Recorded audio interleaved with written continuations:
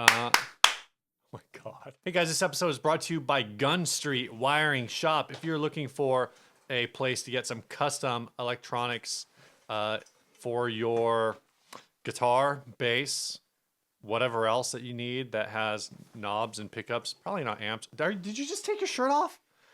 Twirl around your head? It's like a helicopter? Don't make a big deal about it. Anyway, Gun Street, they're great guys. I emailed them about my Telecaster, and then they emailed me back within a day, and then I never emailed them back to follow up to answer their questions because I'm an idiot.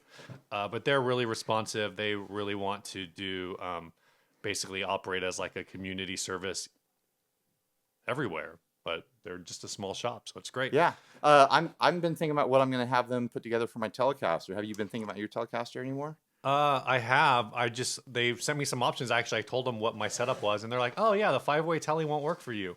So we were talking about doing a 3-way with just like a push pull, but I need to open mine up and see what the whether or not I actually have a 4-way, 4-lead humbucker or just a 2-lead. I'm pretty sure it's 4, but so I think what I want to do is I want to drill a third hole in between the two knobs on the control plate. And so I'm going to put a third humbucker in the middle. Really? And then I can have a push-pull coil split for each humbucker, but I don't know what control to assign to that extra knob. Like, I don't know if I want to do like a secondary tone for the neck or something like that, or like some sort of weird thing. I need to talk to them and figure it out. And then I don't know what kind of switching. Either I'll do a 5-way switching, or I was thinking, I almost never combine humbuckers together. What if I did a 3-way switch and it was just one pickup at a time on each position? Right. Just to be weird and just be like, who cares, you know? Yeah, one of the options they gave me that sounded interesting was a theoretical humbucker out of phase with itself. They're like, it should be possible, but we've never actually done it. I like where this is going. At least that was kind of the impression that I got. So I kind of like that they're willing to experiment. Yeah, willing to experiment on my gear.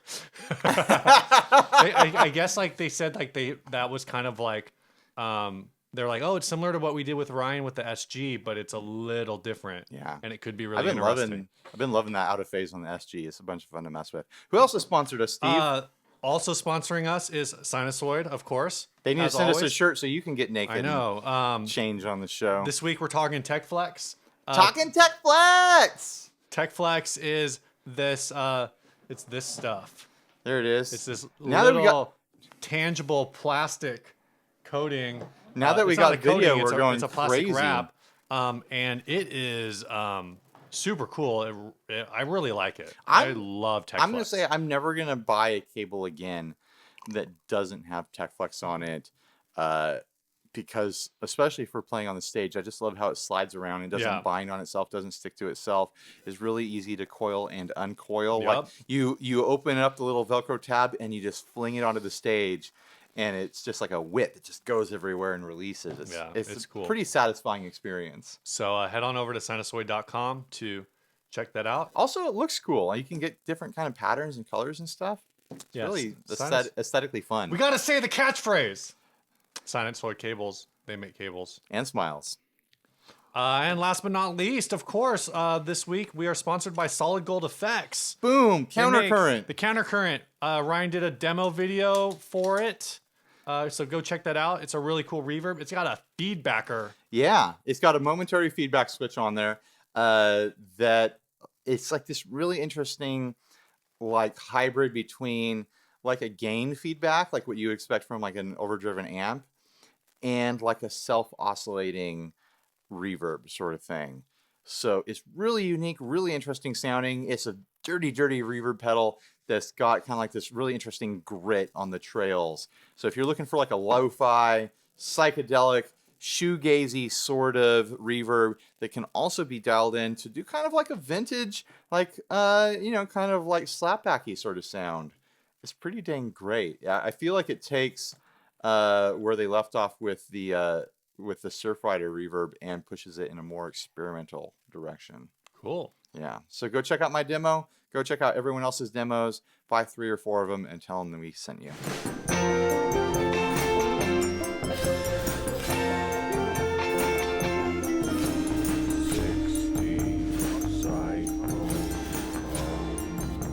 Hey, this is Ryan. And this is Steve, and you're listening to 60 Cycle Hum, the guitar buying, selling, trading, modding, fixing, breaking, reviewing, playing podcast. Woohoo! We're in 60 Cycle Hum Studios. Yeah, this is sick, man. You like it?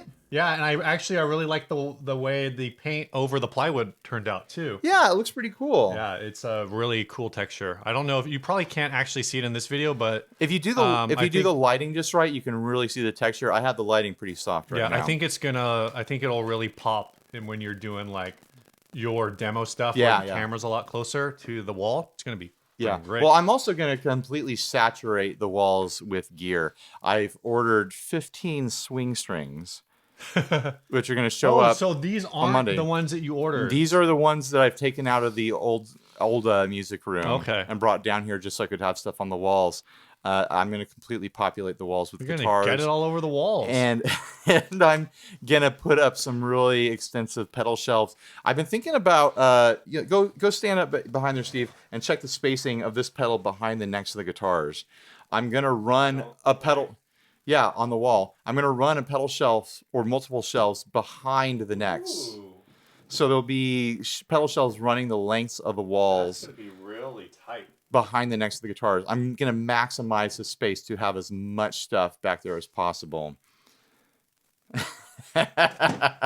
If you normally listen to the audio version of the podcast, like most people do, go jump on YouTube this time and go check out the video version, because that's what we're doing, and I think that's what we're going to do from now on. But still download it and play it on your podcatcher, because we want those sweet downloads. I mean, this is something we're exploring. I had to move my music room down to the garage because I'm having another kid. I'm losing the music room.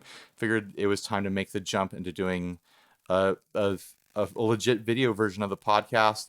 After hanging out with the that pedal show guys in Germany, I was like, these guys do like a full hour video and people love it.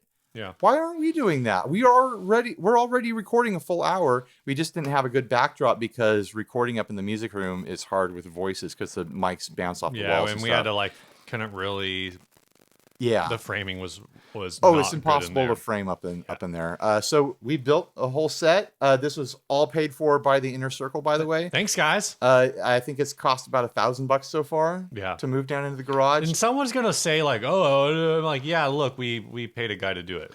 Yeah, we paid our friend Cassidy to come help me build stuff. I think I paid him like $260, something like that, for his time, and it was well worth it. It would have taken me a week by myself trying to figure out how to do this right. You guys basically did this in like a day, right? Yep. Got the walls up in a day, and then it took me an hour or so to paint it and things like that. But yeah, big thanks to the Inner Circle. While we're talking about this, you want to do housekeeping? Yeah, I guess so. Speaking of, we'll start with our best friends level. Steph 101 and Jonathan Macha have joined us at the $5 level on Patreon. Doug Gann, who I still need to hunt down on Facebook, or maybe I've done it by the time this episode drops, has joined us at the Patreon $10 level, which is our Inner Circle level. So at the $5 level, you get we basically do like a merch pack for you. At the $10 level, we do a merch pack, plus you get into the Inner Circle. The secret group plus that no one knows about. Plus, every once in a while, we just do some really random stuff and just like send people things every once in a while, just because we're weird. Or we do like little contests, or we do Secret Santa sort of stuff. We're going to do Christmas in July. That's actually about to happen. I'm going to sign up for that this year. I need to decide if there's something I want to throw into that, so I haven't decided yet. I need to talk to you about what I want to throw into that. Okay. And last but not least, in the bragging rights level.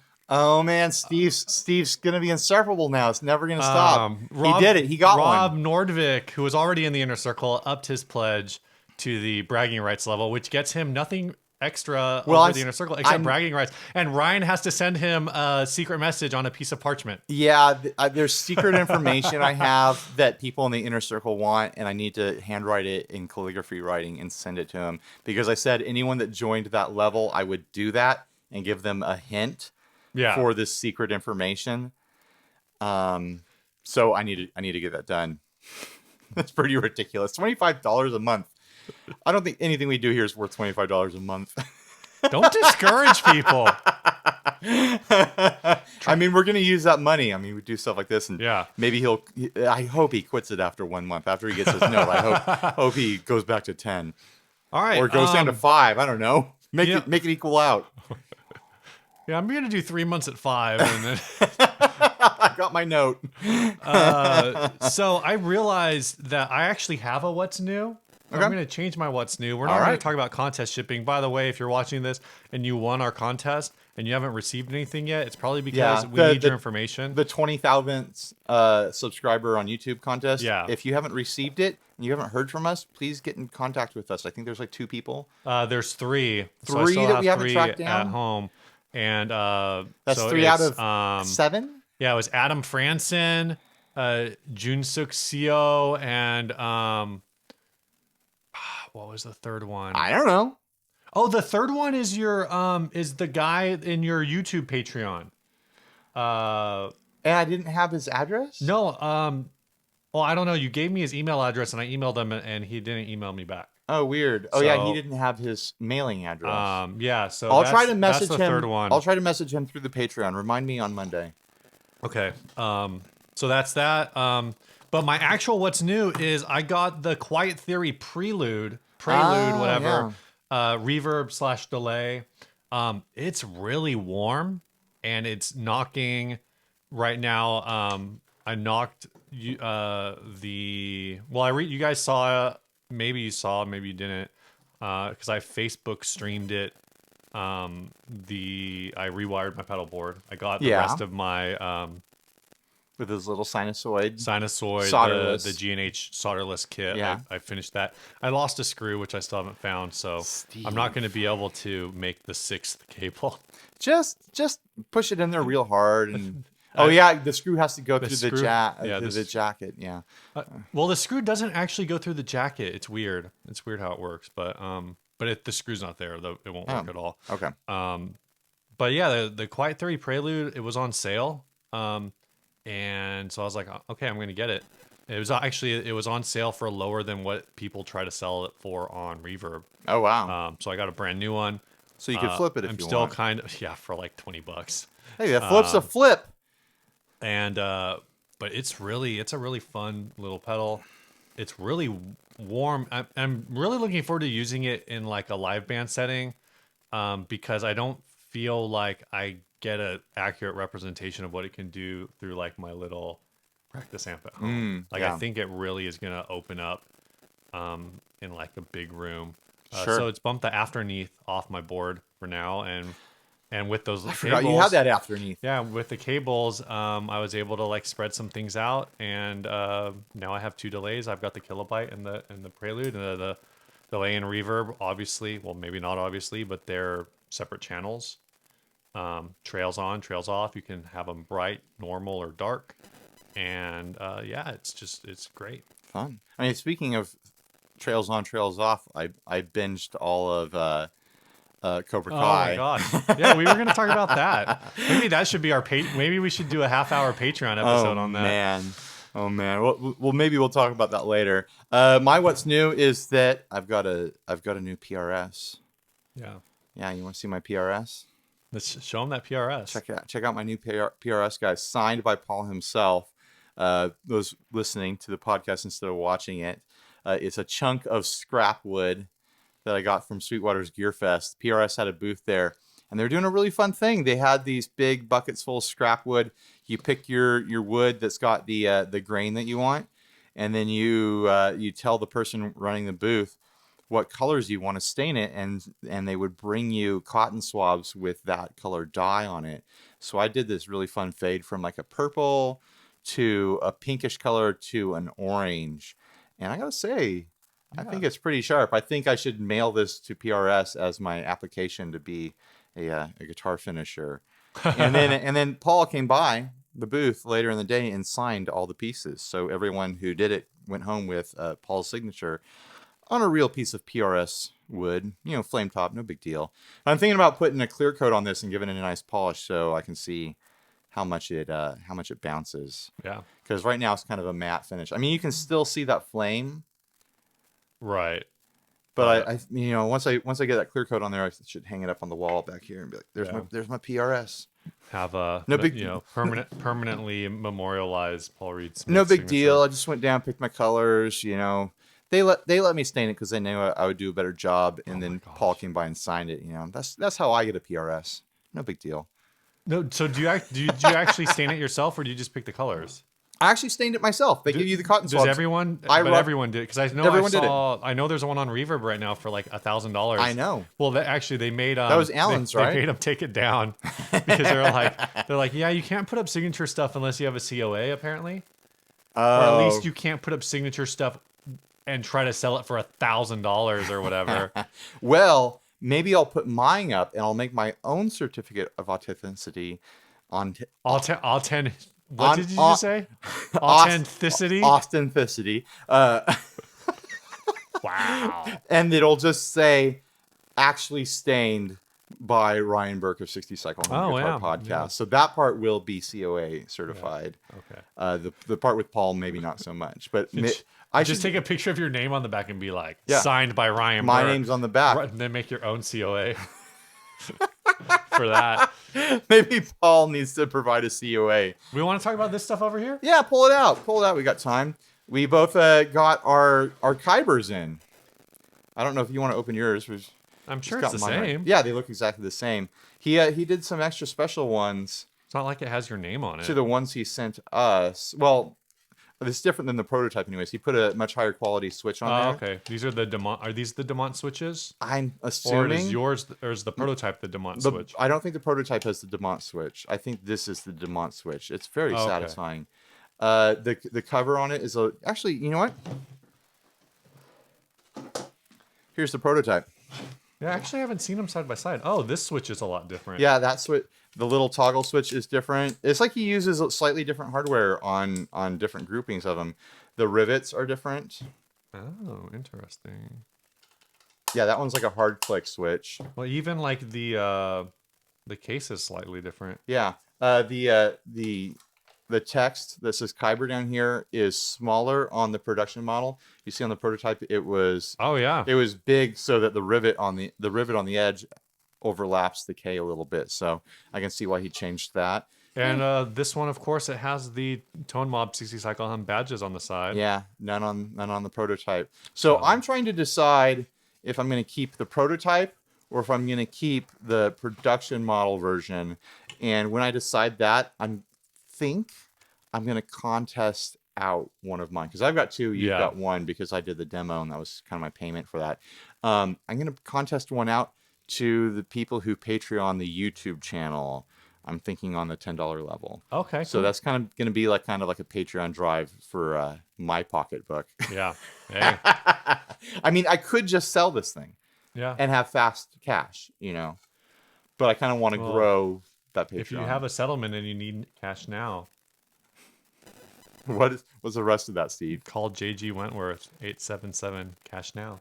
Is he a sponsor of the show now? No. We were talking about that at work with just that song. Anyway. Have anything new? That's everything. That's all the new things. We're 20 minutes into the show. Let's actually do our show now. All right. This first ad was sent to us by Chris Reynolds. Yep, I think. Chris Reynolds. Thanks for sending this, Chris. This is a Epiphone Radio. This is on Reverb for $300. It's a Epiphone Valve Junior 5-watt Class A tube head and custom Philco cabinet with an Eminence 10-inch speaker. We took a used Valve Junior tube head and fit it into an old Philco radio cabinet. Replaced the original Philco speaker with an Eminence EG 30-watt speaker, and made the piece into a unique combo amp.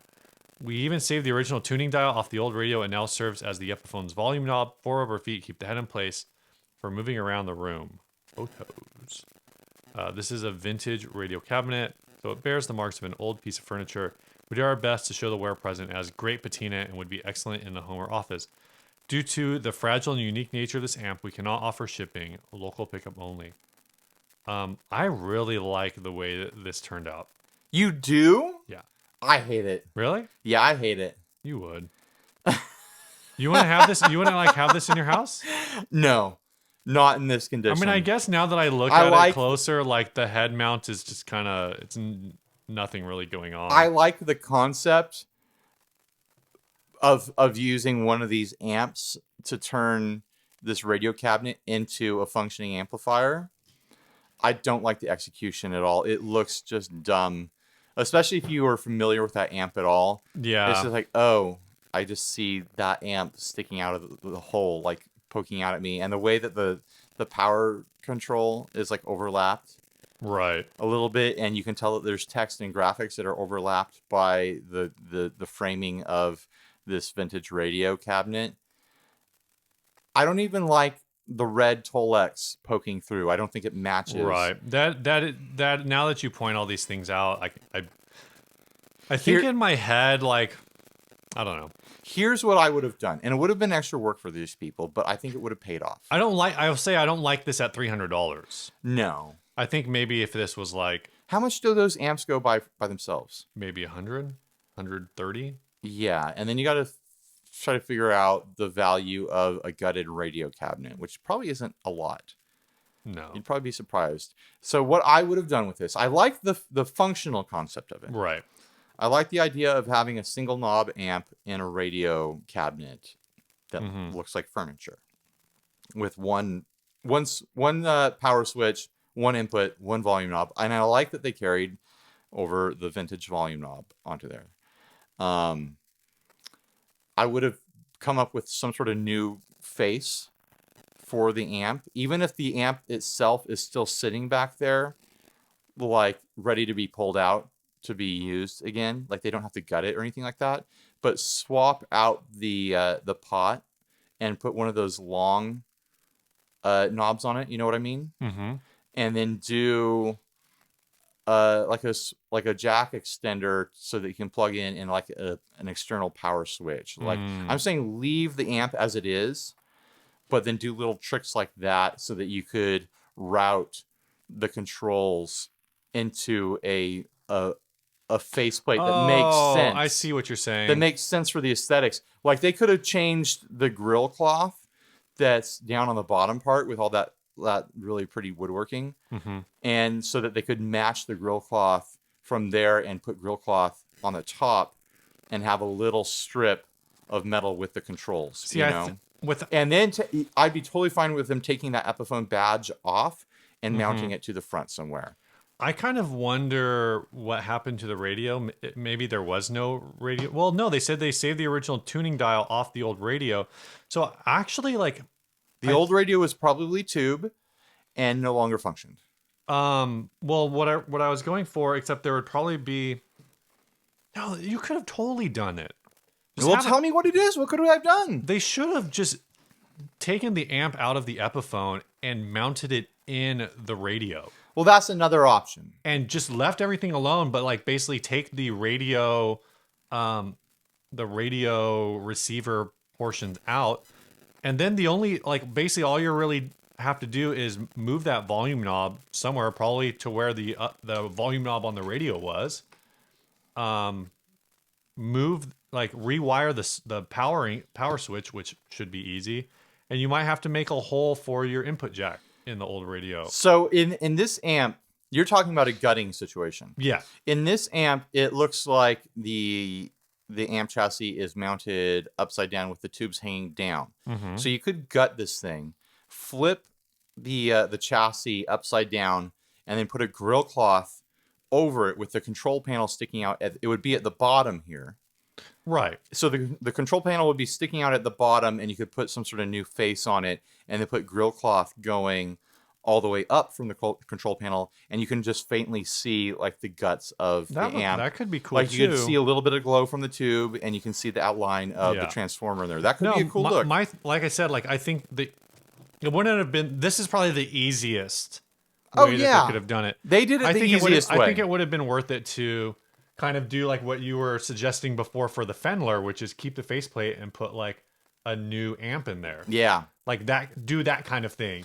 Keep the radio faceplate. Even any knobs that are already on the radio that you don't use, just clip them. Like just leave those knobs there. They'll just be dead knobs. They won't do anything. Sure. But, you know which one works. Yeah. if you're smart, like I said, you'll just do volume to volume. I would put it on the tuner knob. Oh, that would be really cool, actually. Yeah. Especially if it's like one of those ones where you can see the thing moving back and forth, Yeah, but instead of it. Exactly. Okay. We made it better. And then I think like if that work was done, I could see this being like a cool $300 thing. Yeah, totally. Otherwise, I'm just like, oh, if it was done totally right and like totally cool looking like that, then you could up the price, honestly. If you pulled it off, you could probably turn it into a $500 piece. If you really made it look good, you know? Yeah. Make it look good. But at that point, maybe upgrade the amp to something different instead of one of these Epiphones. Right. Although it's completely acceptable. But I would have been more stoked if it was like, an Excelsior. Yeah. Which I know has more controls, but still, whatever. Do we want want to? Which one's the Excelsior? This the little Fender with a 15-inch speaker. Oh yeah. I bet there's room in there for a 15-inch speaker too. Yeah, I bet there's totally room for a 15-inch in there. It might have been tighter, but whatever. Who cares? All right, let's hit this first topic. This was sent in to the Facebook group by Mason Lamb. He says, do a thing where we ask for topics. He says, what should be the name of the sensation where you come off a gig and you use the fingernail of your picking hand to trace the impressions of the strings left in the calluses of your left hand, and it makes you feel kind of tingly on the back of your neck, but also a little grossed out, but you can't stop doing it. So I guess he's talking about like going like this. Yeah, like rubbing your finger against the impressions in your. I don't think I've ever done that. I have never experienced that. My calluses are pretty tough, and I don't get indentations left in them like that. Yeah. Maybe he's holding like one note, like an entire set, and that's what he's getting. But besides the point of us never experiencing that, what do you think would be a good name for that sensation? I don't know. It sounds very like a very ASMR type of but that's experience, but that's a class. Thing. Yeah. Well, I'm sure if you did that tracing close enough to like a cranked microphone, it would make a sound. Oh, I bet it'd be so nice for ASMR people. Would like really want to watch you. We've got like a ribbed thing going on there. So I don't know why that's funny. Now I do know why it's funny. Man, what would be a good name for that? It'd be digital tracing, callus tracing. No, digital ridge response. Digital ridge response. Yeah, I like it. DRR, that's what it is. Yeah, we kind of talked about this though. Like, there's a lot of kind of things that are unique like sensations, like being a bass player and always having girls not talk to you at the show. That's not a sensation, Steve. It's a feeling. Bass players have feelings too. That's unique to you and like a few other dudes. Actually, what's funny is there's only like 10 bass players in the world. In the world, it's funny. They are all in everybody's bands. That people always talk about like, oh, the bass player can't get girls or whatever. But I was the first one to get married. Mm-hmm. Also, Kyle. Oh, you were dating way more than I was. So. Also, Kyle McIntyre is married. I think I'm pretty sure. And he plays He's bass? definitely married. He plays bass from the Tone Jerks. What do you know? Jerks podcast. What do you know? Why are we shouting out their podcast? I don't want to shout out any podcast ever again. Ever. All right. But you were talking about again, one of the sensations being getting shocked by microphones. Yeah, but that's like a unique like electrocution experience. I've been electrocuted many ways, and that way is kind of unique because it's going through like people can get electrocuted like through a wall plug and their hands wet or whatever. But it's not through their lips. Yeah. It's not like, like kissing the wall plug, Yeah, it's that one's not fun. That's not fun. My least favorite guitar sensation. That pop on the lips and just like the like what's a good word for that? Kissing the electric devil. Oh my gosh. It's always funny because we need a more medical sounding term for it. It's funny because at church that's always a thing that would only happen if you're playing like electric guitar and singing. Like if you're just playing acoustic guitar and singing, that never happened. It's something. I guess it's because like with an acoustic guitar. Even though you're like plugged into the system, like that signal is a piezo, Yeah, it's So different. it's a transducer I bet you or could like a still, microphone. I bet you could still take a jolt off of it. But no, because the strings aren't grounded. Exactly. So that's what it is. Yeah. So then, every once in a while, either when Nate, our old worship leader, would pull out his electric guitar and lead from that, he'd have to go get one of the foam covers. which we have one of them over We there. have big boys right here. Yeah, we got these new big ones. You have to go get a foam cover that nobody had used in like 10 years. He had to brush the cockroaches off of it. That is not inaccurate.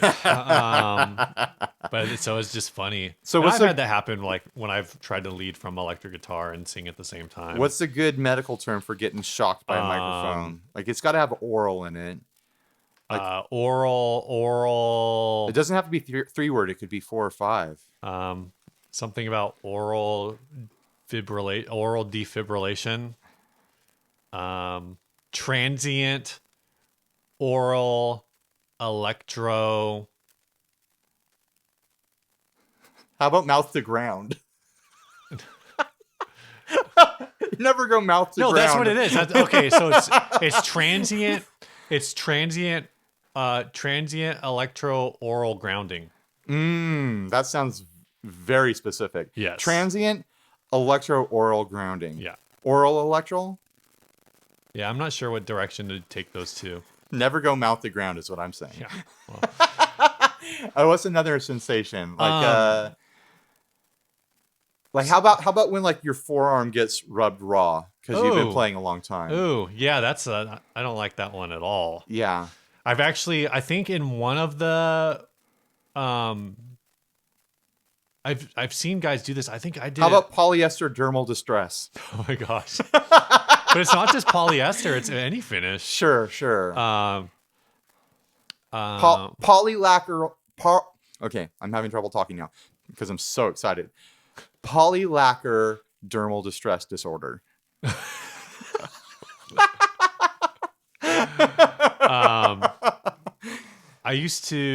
I think I tried it for a little, for like maybe 1 or 2 shows, and then I'd wear like an armband, like on my forearm, just to like give myself basically an extra skin layer. I used to do this thing when I first was learning to play guitar because I would just be up in my room as a teenager just playing for hours and hours and hours because I just had to do something with my hands. Just anything with my hands. But anyways, I would get rubbed raw on my forearm. And what I did is I had an old wetsuit around, so I cut the forearm off the wetsuit and would wear that on my arm. And it would make me hotter and sweatier, but at least I wasn't in pain anymore because finally I was doing something with my hands.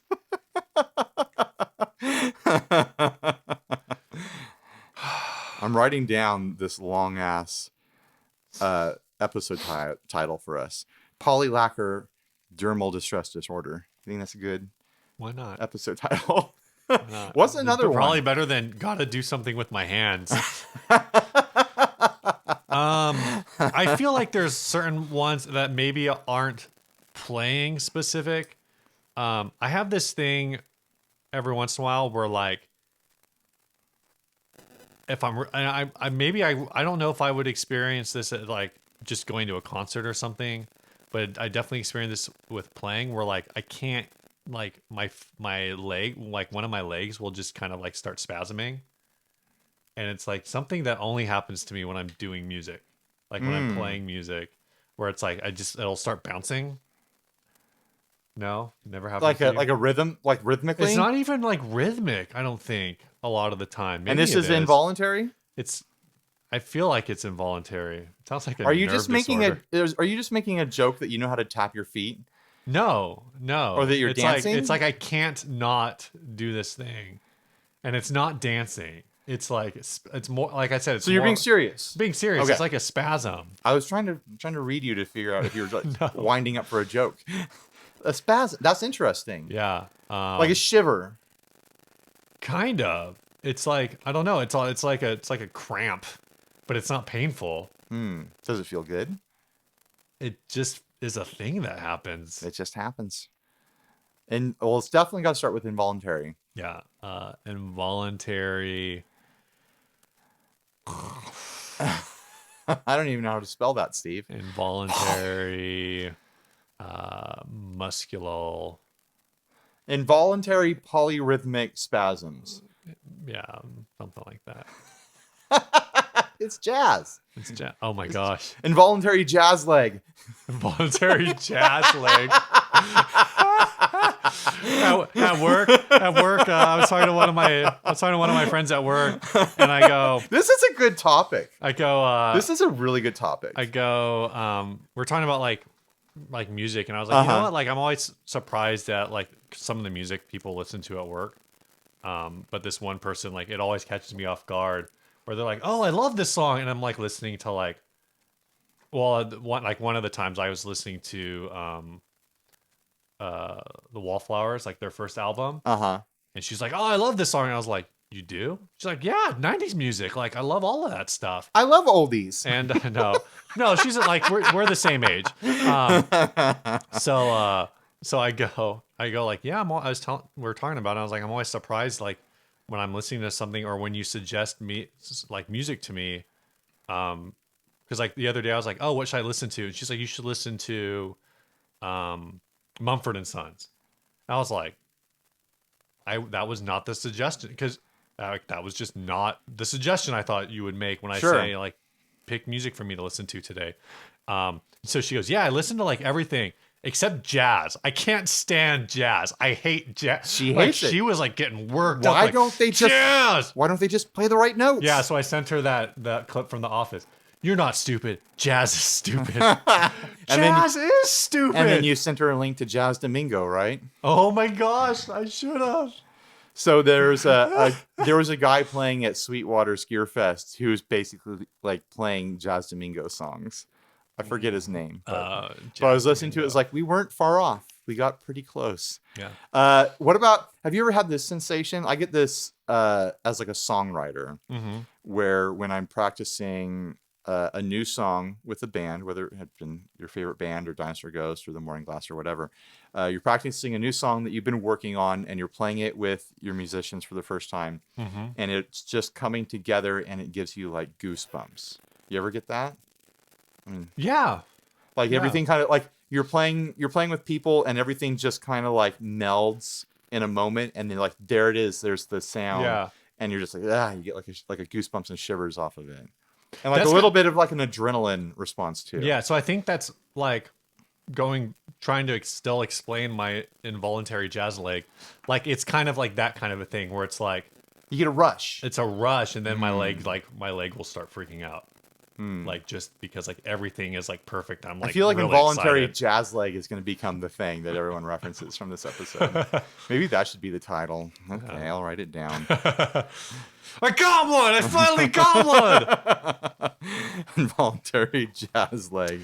Yeah, So- what would you call that? Like goosebumps. It's a quasi spiritual. I don't know. Quasi meta. Is this another dermal thing? No, because it's an adrenal thing. Like, it's got to have like adrenal response in it or something like that. Technical execution adrenal response, something like that, or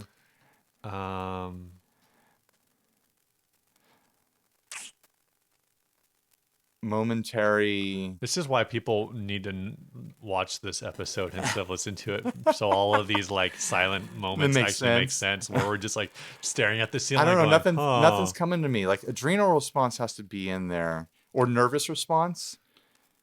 No, I like adrenal response. Yeah, that kind of implies like excitement a little. Maybe. Right. What's like a more technical word for excitement? I mean, excitement is actually a technical word. Just call it skin. Just call it skin. Like full body music boners. Yeah. Exactly. Follicle erections. That's terrible.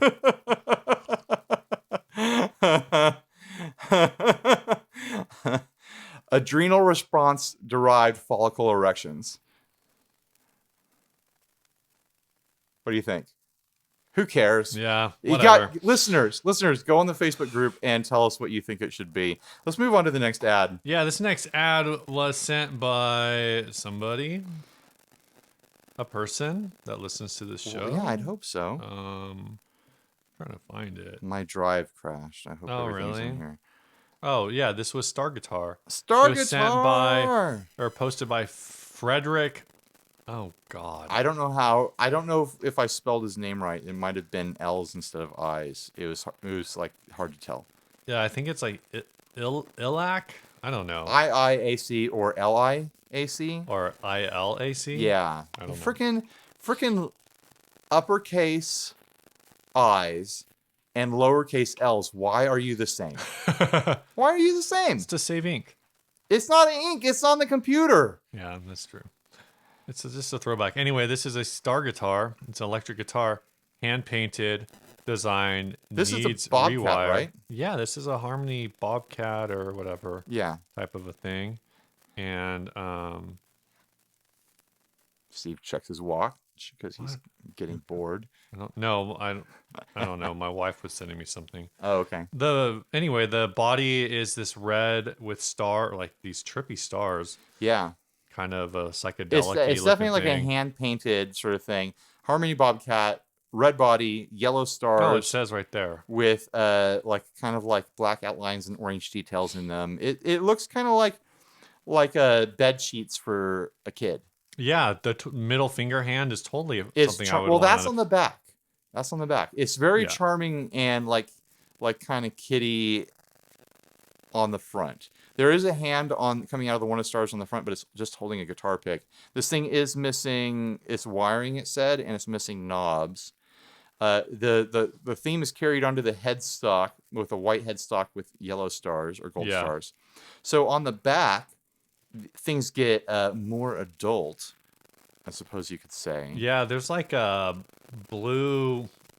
Well, there's a middle finger. You're getting flipped off. Right. There's like a mouth with the tongue coming out, and like a face with the eyebrows going up, like, and there's a skull. There's a skull in one of the stars. Like, there's a bunch of extra details in the stars on the back, and then there's this lady painted on the back with stars where her nipples would normally be.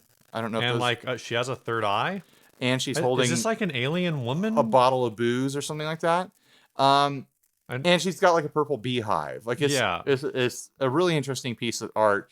Oftentimes on the show we rail against like sexy lady guitars. Yeah. This is not that. This is like more of like an outsider graffiti art, sort of like quirky sort of look. This feels like something that would be like really at home at like the tiki thing. What's that thing? Tiki Oasis? Tiki Oasis. Yeah, I guess so. Like, I mean, it's just kind of got this very like kitschy, like 60s art thing going on. Kind of psychedelic, but also kind of like kind of pop arty. But like this is art, right? Like it's hard to define the difference between art and smut. Well, I think one of the big things with this one is that it's on the back. Right. And like all the parts that are risque are on the back, which, by the way, if it was on the front, this would break my rules for art on guitar. Right.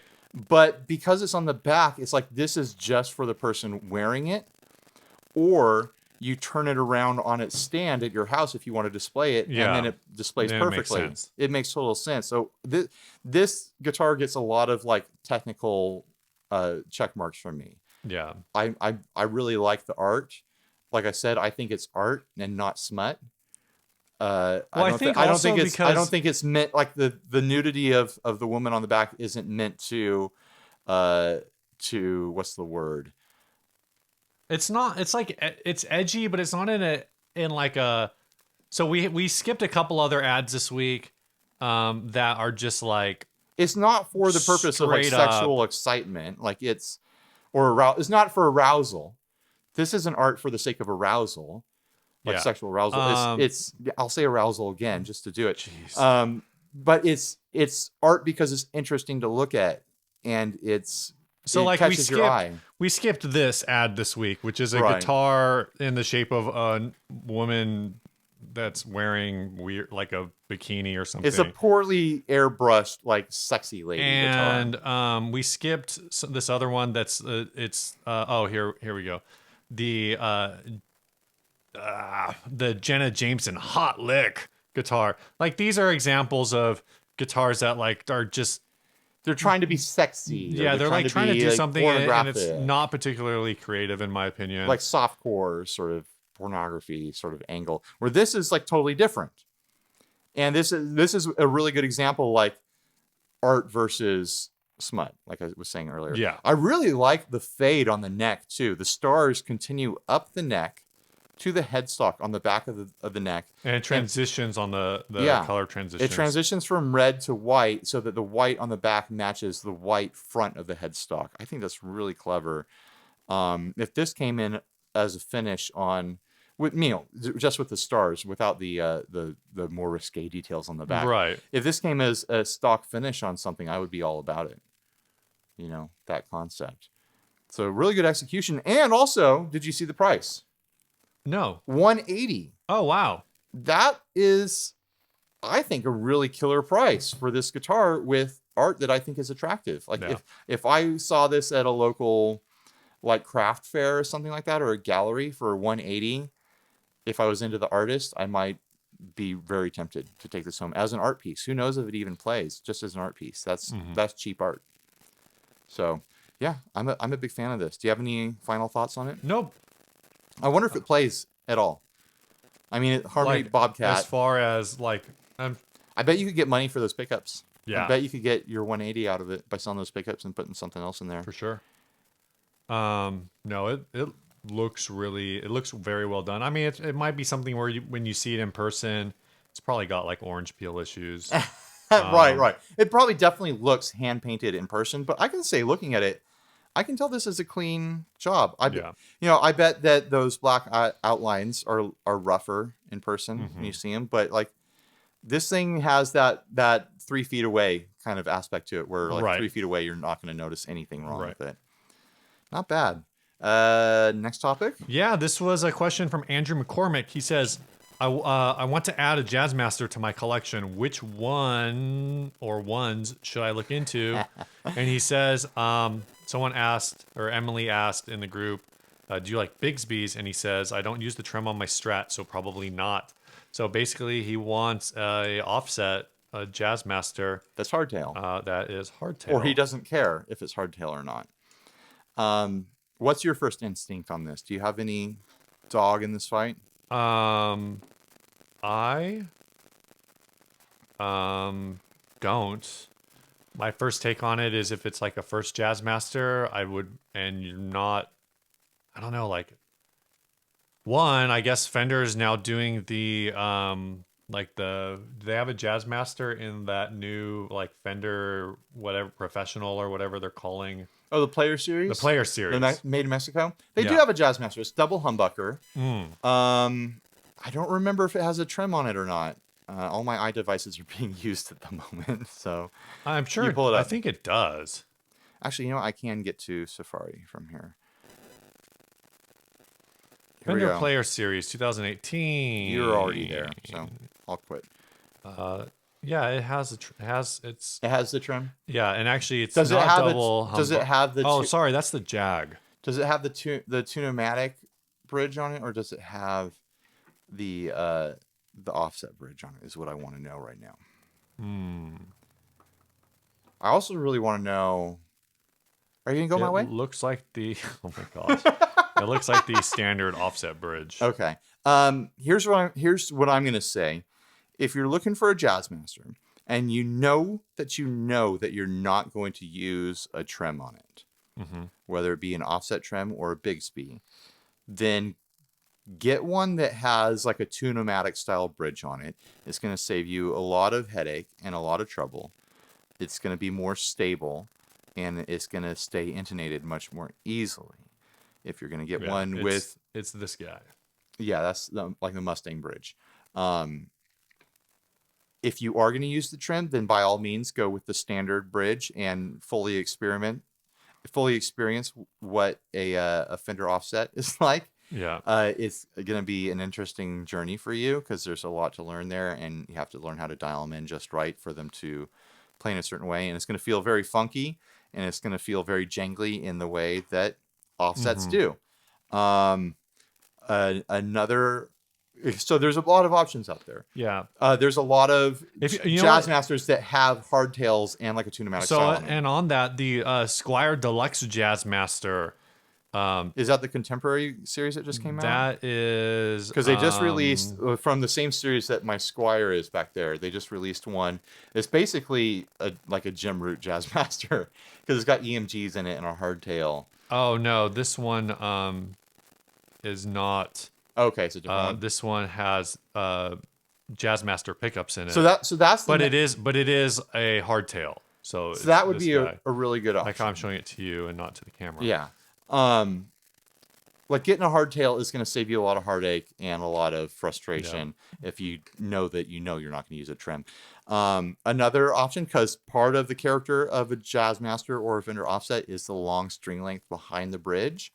You could get a standard Jazzmaster with a standard bridge and get one of those plates that is just the string hook instead of being the trim plate. Yeah. Or just take the trim bar out and completely crank down the spring so it doesn't move at all. It's similar kind of effect. And then you can pluck behind the bridge and stuff like that and get your Sonic Youth sounds going on. That is like I guess, well, even with the tom or with like the hardtail, you still have some space to do that, but it's not as long. Right.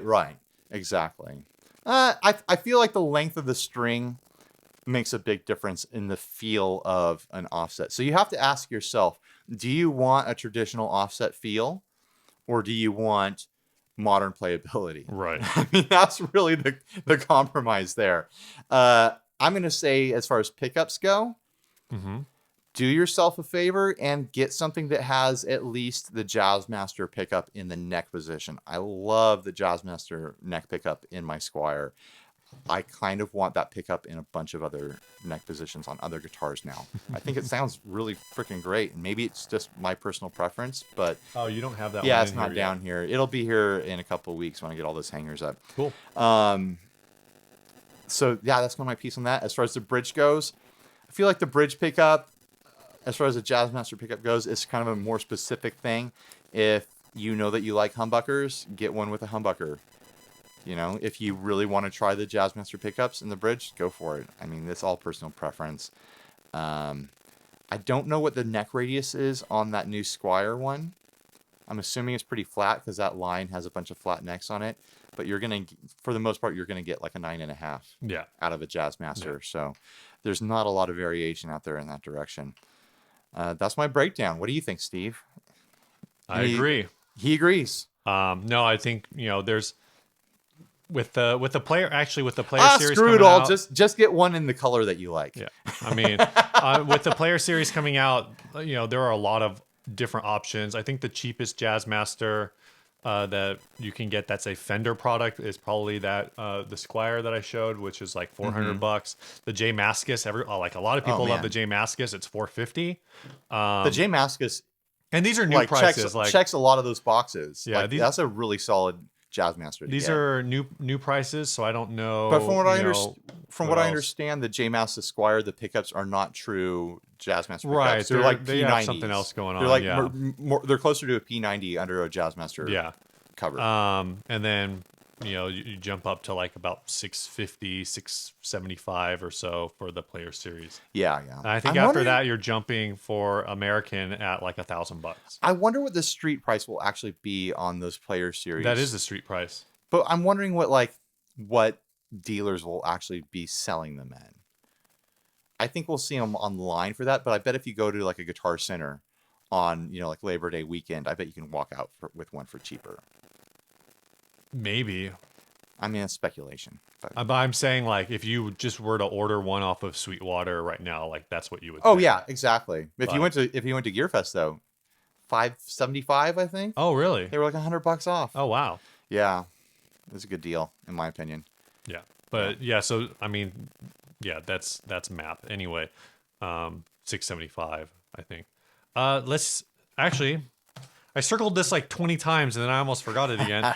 Let's take a minute to thank our sponsors. Of course. We're at that part of the show, huh? Yeah. So let's do them backwards. Big shout out to Steve wants to do it backwards. Solid Gold Effects. The countercurrent was here. Oh, there it is. There it is in my hand.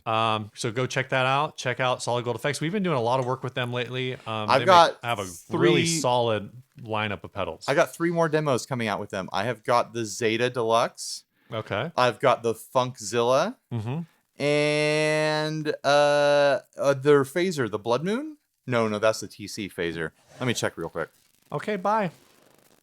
Oh, Ryan's got this fancy cabinet back here. I know, right? To dig through. It's got thousands and thousands of pedals in it. I can't get to it because Steve's chair's blocking it. Oh, yeah, blame. It's my fault. My fault. I'll have to scoot closer.